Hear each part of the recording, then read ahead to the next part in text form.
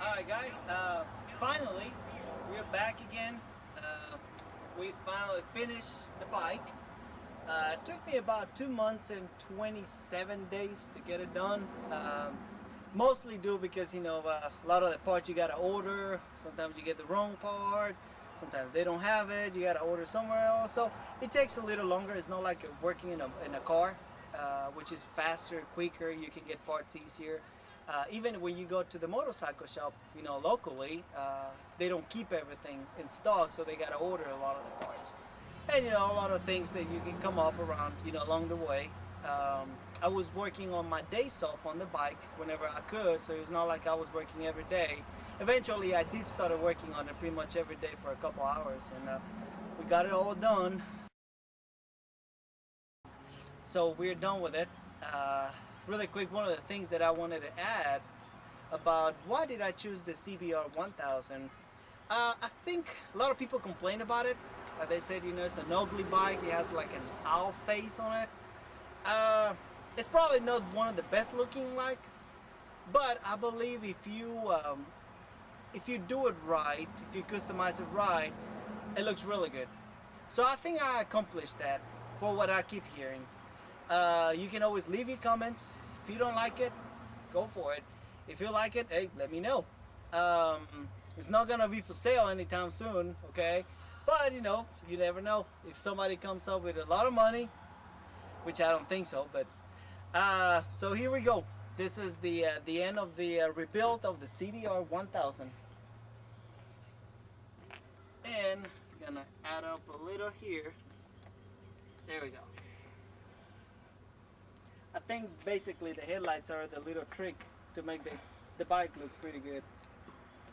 Those original stock headlights are actually kind of ugly, and that's what makes it look like an owl face type. I always had the option to go with the R1, the Yamaha.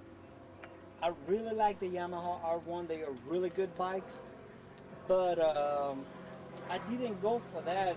I don't like the back of the bike. The front is like really aggressive. It's a really good looking bike, but when it comes to the front, it's kind of like a fat bike. I don't like that, especially with those big mufflers on the tail.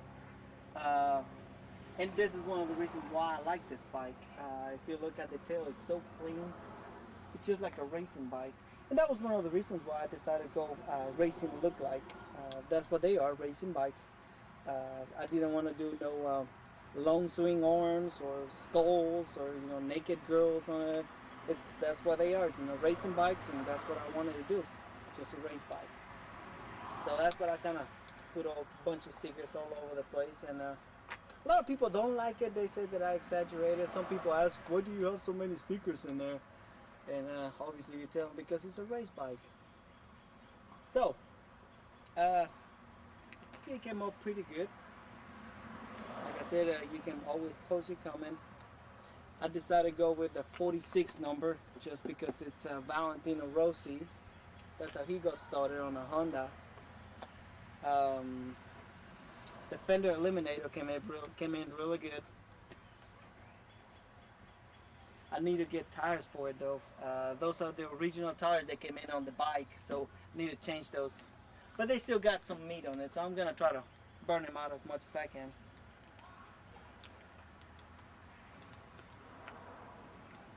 The chain adjusters came up really good. Those are really easy to put on, and every time that you take the wheel off to change brakes or to change the tire, it's so much easier to put the wheel and align it perfectly on it.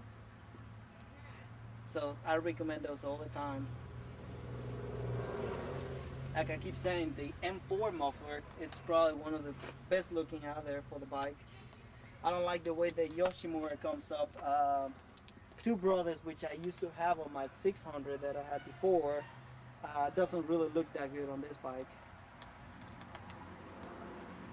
And obviously you're not going to leave it with a stock muffler. So I decided to go with the M4, and that's the Street Slayer version of it. It's a really nice muffler.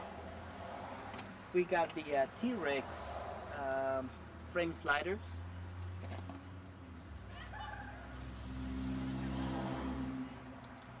got the short levers. I kind of blacked out the blinkers inside, and it came out pretty good. It did come out really good. Also, I have the 6000K HIDs on them. I put a switch for the high beam and the low beam, and that way you can ride with the bike with the lights off, just ride with the devil eyes, and then anytime that you need to, you can turn them on.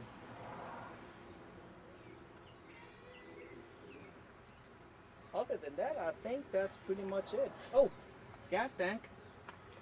That was a really neat gas tank that I found. Not the gas tank, but the cap lead. Has a weird key in there. As a matter of fact, it's kind of neat, but the key is kind of huge. I don't really like it that much, but it looks really good. Other than that, I think we got pretty much everything done. Got any questions on what to do on your bike? Yeah, let me know. I'll let you know, guys.